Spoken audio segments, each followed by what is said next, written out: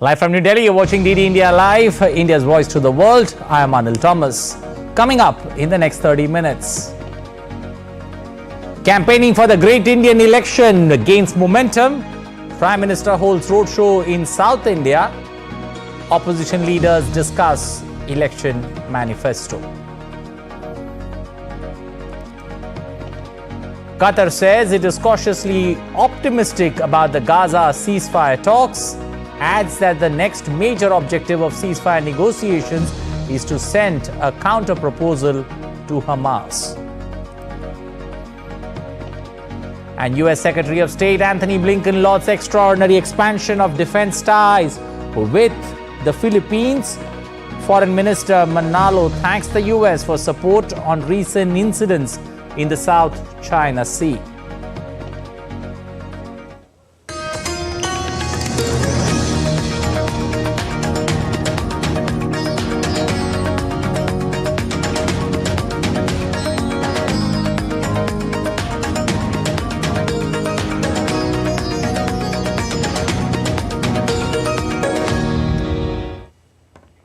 Well, let's get you the latest on what's happening in India in the run-up to the world's largest democratic general elections.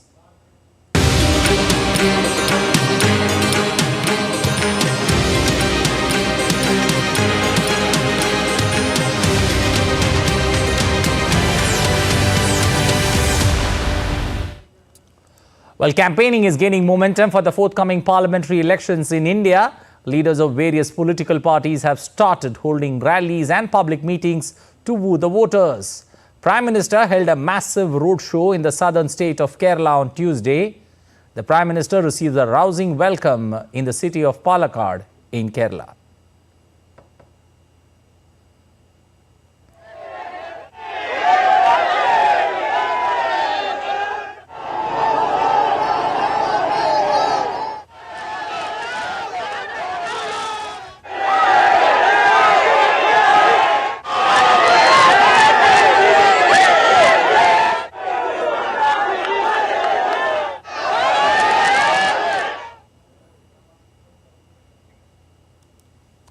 Well, India's Prime Minister later in the day also visited the southern state of Tamil Nadu. Prime Minister held a massive rally there, especially in the state. A rally in Salem city. He received a warm welcome at the state as thousands lined up to catch a glimpse of the Prime Minister.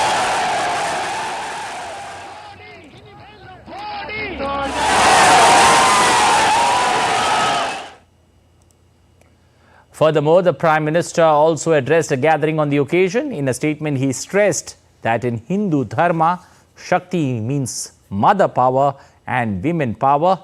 He accused the INDI alliance of Congress and DMK of destroying and disregarding Shakti. Tamil Nadu में शक्ति कांची कामाक्षी है. यहाँ शक्ति मदुरई मीनाक्षी है. यहाँ कन्याकुमारी शक्तिपीठ है. यहाँ की शक्ति समयपुरम मारियम्मन है.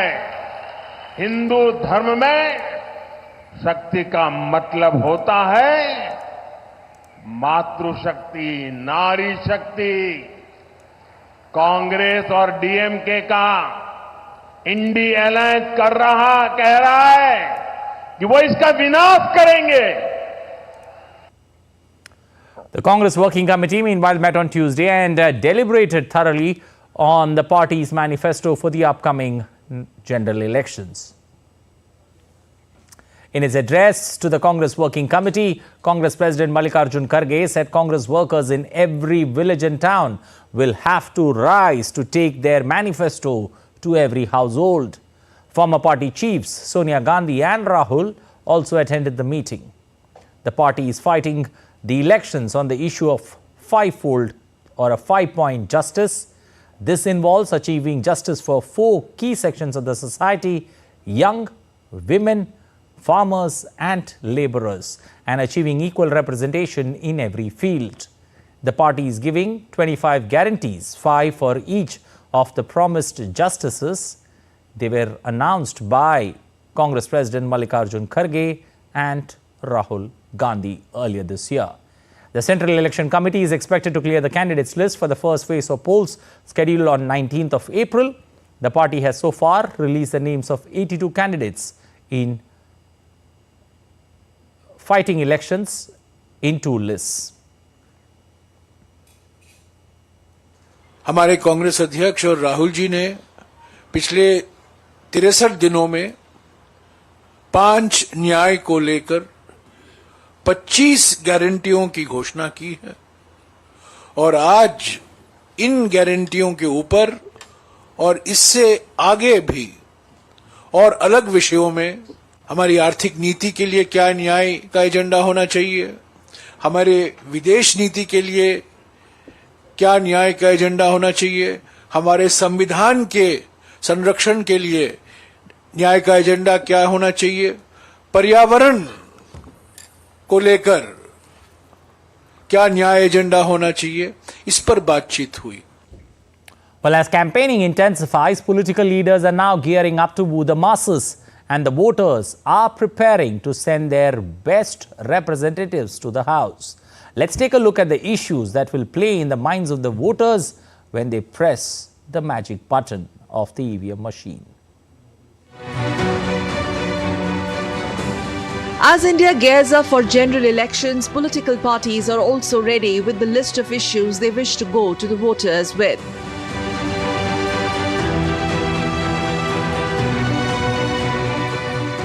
The political war of 2024 will essentially be fought in many small battles throughout the nation, with each battle having its own set of issues and strategies. However, on a larger canvas, the fight for a majority in the lower house will be between the 2 big alliances: the National Democratic Alliance, comprising the BJP and its allies, and Indi Alliance, or the Indian National Development Inclusive Alliance. It is an alliance of over 20 political parties, including the Indian National Congress. While the 2 major parties, that is the BJP and the Congress, will be in direct fight in many states, the alliance partners will square off against each other in most parts of the nation. Both the camps seem to be ready with their own strategy of wooing the voters. The incumbent BJP-led NDA will focus on the work done by the Narendra Modi government in the past 10 years, while the opposition will try and strike a chord with issues like inflation, unemployment, etc. There are some issues that will dominate the campaigning in weeks to come. The NDA, led by the BJP, has focused on 10 years of uninterrupted public welfare.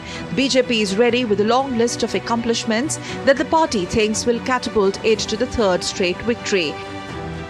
A critical pillar of BJP's economic program consists of new welfareism, in which the government has ramped up investments in the public distribution of private goods such as gas cylinders, toilets, bank accounts and electricity connections. Flagship welfare programs for the poor.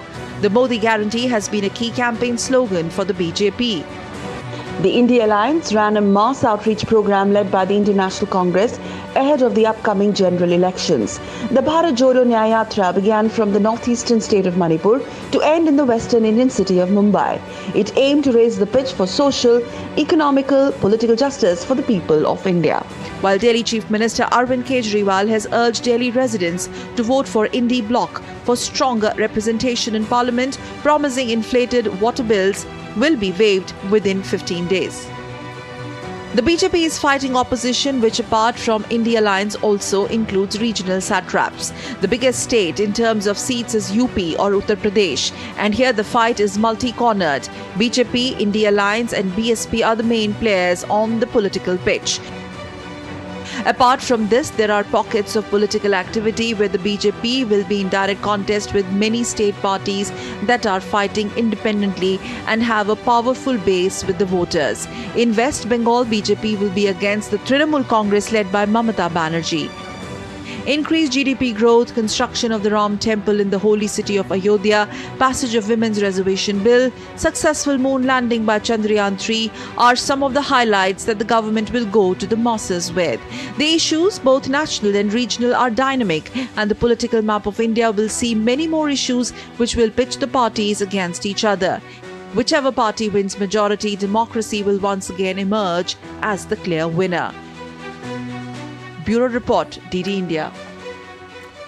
Well, moving on, India's Prime Minister on Tuesday said that India is committed to protecting freedom of navigation and combating piracy along with terrorism in the Indian Ocean region after Bulgarian President Rumen Radev thanked him for the Indian Navy rescuing his country's ship and crew.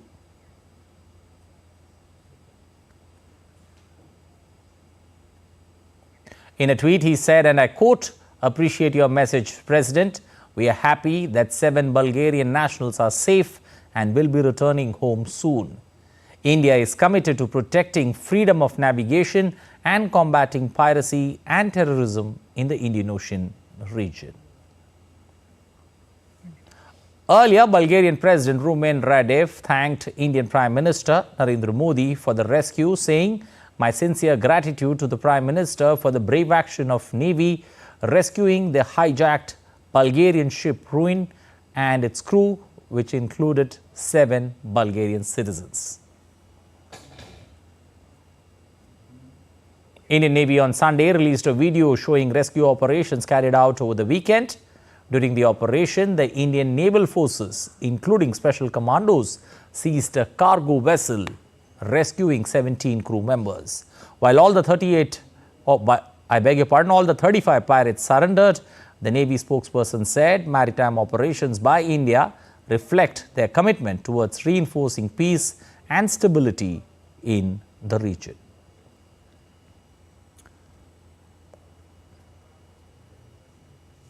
Meanwhile, in response to media queries on the comments made by the spokesperson of the Chinese Defense Ministry regarding Arunachal Pradesh, the official spokesperson of the Ministry of External Affairs of India, Ranveer Jaiswal, said, and I quote, "We have noted the comments made by the spokesperson of the Chinese Defense Ministry advancing absurd claims over the territory of the Indian state of Arunachal Pradesh.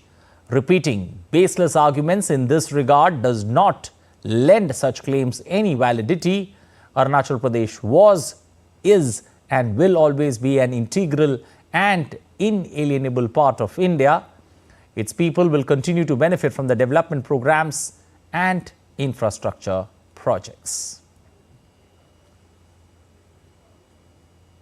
Staying with elections, voters in 5 US states are voting this Tuesday to choose who they want leading the Democratic and Republican parties in November's presidential election. It comes a week after President Joe Biden and former President Donald Trump reached the required number of delegates to become their party's nominees. Nick Harper has the numbers from Washington. Well, the Democratic and Republican primaries will see voters in Arizona, Florida, Illinois, Kansas and Ohio go to the polls on Tuesday. No big surprises are expected, with both Joe Biden predicted to easily win the Democratic contests and Donald Trump expected to easily win the Republican ones. They are now the only real contenders in both races. And last week, they both clinched their respective parties' nominations after winning enough delegates. Since the start of primary season in the middle of January, different states have been voting, choosing the candidate that they want, leading the parties in November's election. This Tuesday, of the 5 states, Arizona will be the one to watch. Biden won the state back in the 2020 presidential election, becoming the first Democrat in nearly 25 years to win the Southwest state. Turnout and results could provide some indication which way the state is leaning ahead of November's election. However, with the Biden-Trump rematch looming, opinion polls continue to show it's a rematch that most voters don't want. Some Americans think that Biden, at the age of 81, is too old to run for re-election, while others think Trump's legal troubles and his upcoming criminal trials should disqualify him from having another shot at the White House. Nick Harper in Washington, reporting for DD India. Still to come on this edition of DD India Live. UK's Deputy Prime Minister Oliver Dowden launches global push to protect elections from artificial intelligence and misinformation. Hong Kong legislature unanimously passes new national security law. And in a historic move, the Bank of Japan ends the world's only negative rates regime, raise interest rate for the first time since 2007.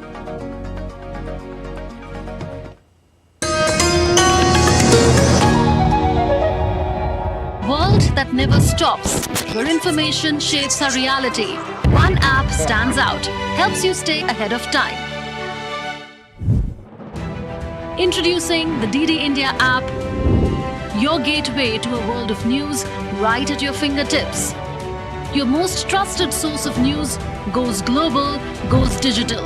Explore a world of options, top stories, live updates, in-depth analysis, and more. Stay informed wherever you are. Real-time alerts keep you ahead of the curve always.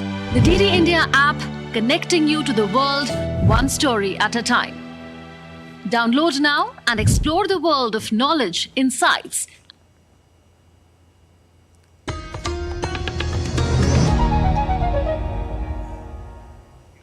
You're watching DD India Live. I'm Anil Thomas. Updates now on the Israel-Hamas armed conflict.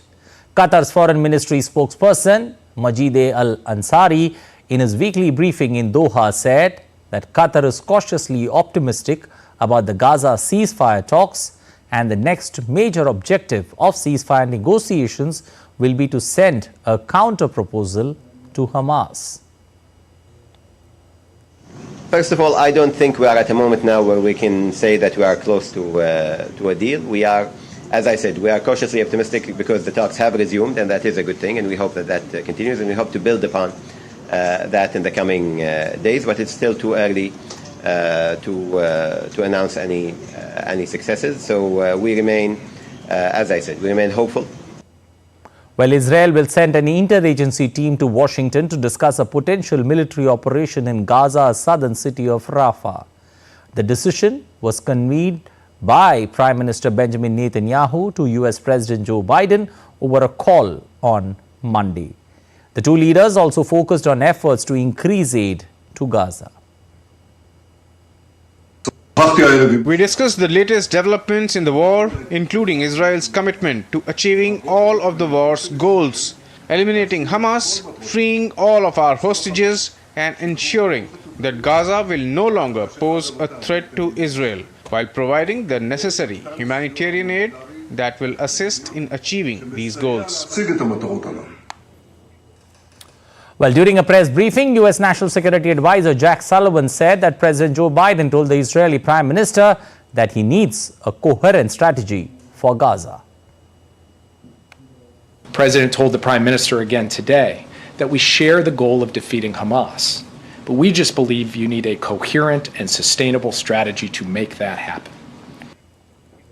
Well, during the 20th meeting of the Ukraine Defense Contact Group at the U.S. Ramstein Air Base in Germany, U.S. Defense Secretary Lloyd Austin on Tuesday announced a new military aid package worth $300 million to Ukraine to support the ongoing conflict with Russia. Ukraine won't back down, and neither will the United States. So our message today is clear. The United States will not let Ukraine fail. This coalition will not let Ukraine fail, and the free world will not let Ukraine fail. Just last week, the United States announced additional security assistance for Ukraine valued at $300 million. This is an extraordinary measure to support Ukraine's most pressing needs for air defense, artillery, and anti-tank capabilities. We were only able to support this much needed package by identifying some unanticipated contract savings. But we remain determined to provide Ukraine with the resources that it needs. European Union Foreign Policy Chief Josep Borrell announced on Tuesday an initiative aimed at supporting Ukraine in its defense against Russian aggression. Borrell proposed that 90% of the revenues from the Russian assets frozen in Europe be channeled into purchasing arms for Ukraine through the European Peace Facility Fund. Borrell outlined his plan, suggesting that the remaining 10% be allocated to the EU budget to enhance the capabilities of the Ukrainian defense industry. The European Union is also preparing to impose tariffs on grain imports from Russia and Belarus to appease farmers and some member states. According to media reports, EU is expected to impose a duty of $103.2 a ton on grains coming from Russia and Belarus. The reported move comes as farmers demand change to sanctions imposed on them by the bloc's Green Deal plan to tackle climate change and the reimpositions of custom duties on imports of agricultural products from Ukraine. Polish Prime Minister Donald Tusk has also called for an EU ban on imports of Russian and Belarusian agricultural products. In a proactive move ahead of the imminent elections in UK's Deputy Prime Minister Oliver Dowden has spearheaded an international campaign that's aimed at safeguarding democratic processes from the pernicious influence of artificial intelligence and misinformation. Dowden has called for a united front to counter the utilization of artificial intelligence by hostile entities possessing a significant threat to the integrity of free and fair elections. Now what the UK is leading on is a government-led process, a government-led agreement to tackle the threat from AI from foreign states. And I launched this yesterday. There's already considerable interest and a number of states have signed up to it. And this compact is about those democratic nations coming together to recognise that threat, particularly in the AI space. This is not about the internal politics of each individual nation states. That's rightly a matter for nation states. Well, shifting focus to Asia Pacific, the Philippines foreign minister said on Tuesday that the challenge ahead was how to sustain and elevate relations between his country and long-term ally, the United States. Philippines Foreign Minister Enrique Manalo thanked a visiting U.S. Secretary of State Anthony Blinken for U.S.'s support towards the recent incidents in the South China Sea. Manalo added his country was committed to managing disputes in accordance with a rule-based order. The challenge now is how to sustain and further elevate our alliance and partnership. Our discussion today focused on many issues. These include on defense and security engagement. We discussed ways to strengthen the alliance through better coordination at the policy and operational levels to ensure that it remains relevant and responsive to current, emerging, and cross-cutting challenges in the defense, security, and economic spheres, while staying true to our commitment to safeguarding and promoting peace, security, and prosperity of the region, always anchored on the rule of law. Well, speaking at the same event, Anthony Blinken said China's actions in the South China Sea had triggered a wider international reaction and the U.S. was engaged in intense diplomacy to reaffirm international law. We have a shared concern about the PRC's actions that threaten our common vision for a free, open Indo-Pacific, including in the South China Sea and in the Philippines exclusive economic zone. Repeated violations of international law and the rights of the Philippines, water cannons, blocking maneuvers, close shadowing, other dangerous operations. These waterways are critical to the Philippines, to its security, to its economy, but they're also critical to the interests of the region, the United States, and the world. Well, Hong Kong's Legislative Council has unanimously passed the new national security law with all 89 votes in favor of the law. Hong Kong leaders termed it an historic moment and said that the bill safeguards national security. The new bill, which is set to be applicable from March 23rd, aims to update or create new laws and penalties to prevent treason, sabotage, sedition with up to life imprisonment. Out of business news now, the Bank of Japan has ended 8 years of negative interest rates and other remnants of its unorthodox policy on Tuesday. The Bank of Japan increased its key interest rate from minus 0.1% to a range of between 0 and 0.1%. It comes as wages have jumped after consumer prices rose. The move will be Japan's first interest rate hike in 17 years. It still keeps interest rates stuck around 0. This is due to a fragile economic recovery that has forced the central bank to go slow in any further rise in borrowing costs. A quick look at other stories making news today. Former Indian ambassador to the United States Taranjit Singh Sandhu and Jharkhand leader Sita Soren joined the Bharatiya Janata Party in New Delhi on Tuesday. Both leaders met with BJP president after joining the party. Joining the BJP, Sandhu spoke about the growth of India-US relationship. Naib Singh Saini government in Haryana carried out its first cabinet expansion on Tuesday. Governor Bandaru Dattatreya administered the oath of office to the BJP leaders Subhas Sudha, Bishambar Singh, Maipal Danda, Asim Goyal and Abhay Singh Yadav. Real Madrid on Monday filed a complaint against the referee who handled their game at Osasuna on Saturday for not including alleged racist insults aimed at their forward, Vinicius Jr., in the match report. The 23-year-old Brazilian international, who scored twice as La Liga leaders Real won 4-2 at the El Sadar Stadium, has been subjected to racial abuse on several occasions in Spain. Real have also extended the complaint they filed with the state prosecutor's office on Friday over hate and discriminatory offence after alleged racist chanting by Atletico Madrid and Barcelona fans directed at their Brazilian forward. Well, that's all we have time for in this edition of DD India Live, but let us know your thoughts on the news of the day. You can connect with us on Facebook, X and Instagram. We'll be back with more news as it breaks here on DD India. I'm Arnold Thomas from all of us here in Delhi. Thanks for watching DD India Live.